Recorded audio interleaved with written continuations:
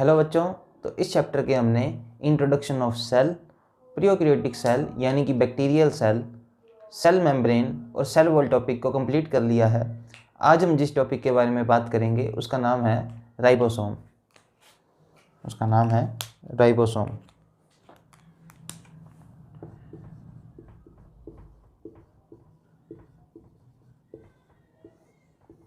पिछले लेक्चर्स के अंदर हमने थोड़ा बहुत राइबोसोम को समझ लिया था। आज हम इसके बारे में डिटेल में बात करेंगे। राइबोसोम क्या होते हैं? Ribosome non membrane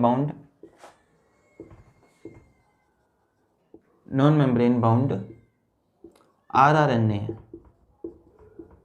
non membrane bound rRNA है जो कि इस शेप का होता है। इसकी दो सब यूनिट्स होती हैं।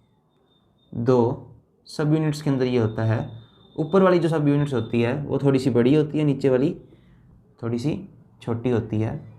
अब ये जो राइबोसोम है ये प्रोकैरियोटिक सेल के अंदर भी पाया जाता है एंड यूकैरियोटिक के अंदर भी पाया जाता है। प्रोकैरियोटिक सेल के अंदर ये पाया जाएगा 70S और यूकैरियोटिक के अंदर ये पाया जाएगा 80S। इस तरह से, जैसा कि मैंने आपको बताया, इसकी दो सब यूनिट्स होती हैं। तो इसकी जो ऊपर वाली सब यूनिट होगी ये होगी 50S और नीचे वाली सब यूनिट होगी 30S। यूकैरियोटिक के अंदर ये वाली सब यूनिट होगी 60S और ये वाली सब यूनिट होगी 40S। मैथमेटिकल के हिसाब से देखा जाए तो 50 और 30 80 होता है, परंतु बायोलॉजी के हिसाब से इसका जो हिसाब है वो 70S है। ये आपको चीज़ याद रखनी पड़ेगी।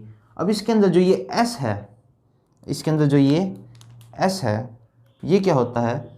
ये होता है श्वेर्ट्ज़बर्ग यूनिट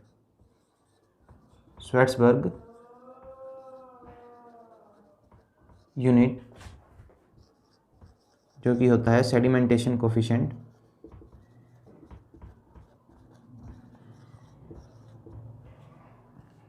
इसका काम क्या होता है? ये सिर्फ मेज़र करता है डेंसिटी और साइज़ को। इसका काम होता है साइज़ एंड डेंसिटी। तो साइज़ और डेंसिटी के हिसाब से ये आगे लगता है। साइज़ और डेंसिटी को ये मेज़र करता है। कोई इसके अंदर बहुत बड़ी कोई बात नहीं है, सिर्फ ये साइज़ और डेंसिटी को ही मेज़र करेगा। अब अपने राइबोसोम का फंक्शन समझते हैं। ये एक सेल है। सेल के अंदर हम सभी को पता है न्यूक्लियस होता है। न्यूक्लियस के अंदर इस तरह से क्रोमोसोम्स होते हैं और क्रोमोसोम्स के ऊपर डीएनए लिपटा हुआ होता है। क्रोमोसोम्स के ऊपर डीएनए इस तरह से लिपटा हुआ है। समझ गए बात? अब एक प्रोसेस होती है जिसको कहते हैं ट्रांसक्रिप्शन। उसके अंदर ये डीएनए से आरएनए बन जाता है। डीएनए से आरएनए बन जाता है और ये आरएनए होता है एमआरएनए। ये आरएनए होता है एमआरएनए। ये एमआरएनए का मतलब क्या है? एम का मतलब क्या है? Messenger RNA. मैसेंजर मतलब ये जो एमआरएनए है ये बताएगा, इसके ऊपर इंफॉर्मेशन लगी हुई है अभी प्रोटीन किस तरह से बनना चाहिए, कौन सा प्रोटीन बनना चाहिए। ठीक है, अभी अपने समझते हैं प्रोटीन का क्या काम होता है, प्रोटीन क्यों ये बनवाता है। तो इसी प्रोसेस के अंदर एक और आरएनए बनता है जो होता है आरआरएनए। ये जो आरआरएनए होता है ये खुद के अंदर ही ऐसे लिपट कर इस तरह से और इस तरह से शेप बना लेता है और यही आरआरएनए, इसको हम कहते हैं राइबोसोम। इसी को ही हम कहते हैं राइबोसोम। तो ये मान लीजिए यहाँ पर आरआरएनए से राइबोसोम बन गया। ये है राइबोसोम। अब ये जो राइबोसोम है ये एमआरएनए के ऊपर इस तरह से लगेगा कुछ। देखिए यहाँ पर इसकी एक यूनिट लग जाएगी, नीचे वाली तरफ इसकी एक यूनिट लग जाएगी। अब ये जो राइबोसोम है इसके पास एक कैपेसिटी है। ये जो एमआरएनए के ऊपर इंफॉर्मेशन लगी हुई है ना, ये इसको पढ़ेगा और इसको पढ़कर प्रोटीन बना देगा। यहाँ जो आसपास इसके अमीनो एसिड्स पड़े हैं उनको पकड़ेगा, अमीनो एसिड से ही प्रोटीन बना है, तो वो उन अमीनो एसिड्स को पकड़ेगा और उनको जोड़ जोड़कर ये आगे पढ़ता हुआ आगे से आगे चलता जाएगा और अमीनो एसिड्स को जोड़ जोड़कर ये प्रोटीन बना देगा।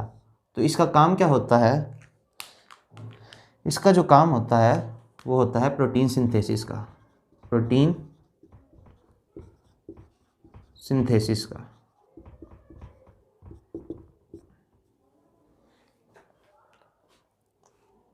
इसका जो फंक्शन है वो इतना ज़्यादा इम्पोर्टेंट है। प्रोटीन ही सब कुछ डिसाइड करता है, प्रोटीन ही सब कुछ डिसाइड करता है, या प्रोटीन ही सेल के अंदर जितनी एक्टिविटीज़ हो रही हैं उन सब का कारण है वो प्रोटीन है। हमारी सेल्स के अंदर जितनी भी रिएक्शंस होती हैं, मान लो ये एक रिएक्शन हुई ए से बी, इन सब के अंदर एक कैटलिस्ट चाहिए होता है। कैटलिस्ट जब इसको मिलेगा तो ये जो प्रोडक्ट है ये ए से बी की तरफ जाएगा।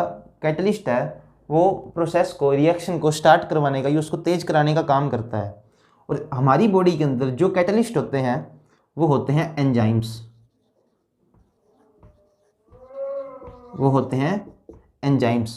और जितने भी एंजाइम्स होते हैं ज़्यादातर वो प्रोटीन ही होते हैं।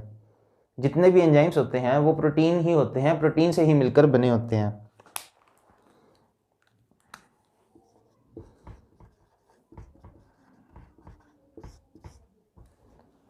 तो अगर प्रोटीन नहीं होगा तो ये रिएक्शन भी नहीं होगी। और प्रोटीन किससे आया है? आरआरएनए से, राइबोसोम ने बनाया। और राइबोसोम ने किससे पढ़कर बनाया है? एमआरएनए से, जिसके ऊपर इंफॉर्मेशन थी। और एमआरएनए किससे आया है? डीएनए से। इसीलिए जो न्यूक्लियस है या जो डीएनए है उसको ब्रेन ऑफ द सेल कहते हैं। क्यों? क्योंकि देखा जाए तो इसी ने डिसाइड किया कि एमआरएनए बनेगा और एमआरएनए से आगे प्रोटीन बनेगा और प्रोटीन से ही सारी रिएक्शंस होंगी।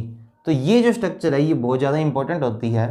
तो राइबोसोम का काम इसके अंदर इतना ही होता है, प्रोटीन को बनाना। और ये दोनों सेल्स के अंदर, प्रोटीन प्रोकैरियोटिक सेल्स के अंदर भी और यूकैरियोटिक सेल्स के अंदर भी ये सेम फंक्शन करता है। राइबोसोम के बारे में कुछ इंपॉर्टेंट बातें।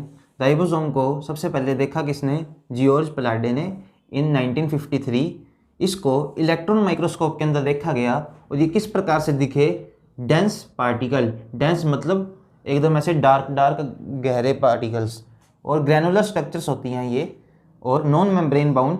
जैसा कि मैंने आपको स्टार्टिंग में बताया था, इनके ऊपर किसी प्रकार की मेम्ब्रेन नहीं होती। और इनका जो मेन फंक्शन है वो है प्रोटीन सिंथेसिस का, इसलिए इसको हाईलाइट करके लिखा है। इसका जो मेन फंक्शन है वो है प्रोटीन सिंथेसिस का। आई होप आपको ये टॉपिक समझ आया होगा। अगर आपको ये टॉपिक समझ आया है तो लाइक कर दें वीडियो को, और कोई भी डाउट अगर आपको इस टॉपिक से रिलेटेड रह गया है तो कमेंट कर दें कमेंट बॉक्स के अंदर, और चैनल को सब्सक्राइब कर लें। Thank you.